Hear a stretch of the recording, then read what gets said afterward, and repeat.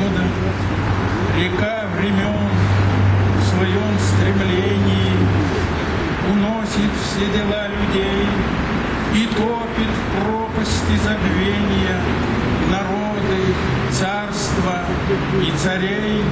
А если что и остается через звуки лиры и трубы, то в вечности жерлом пожрется и общей не уйдет судьбы.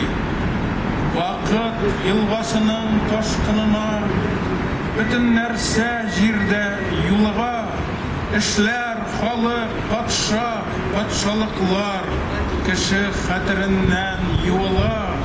Ни дә булса әгәр кала икән, лира данлавына ябышып, ул да мәңгелекнең бугазында кытыла алмас гомум язмыштан. Амма ләкин однако Державин и его поэзия, и его имя стали наоборот доказывать о том, что все гениальное, все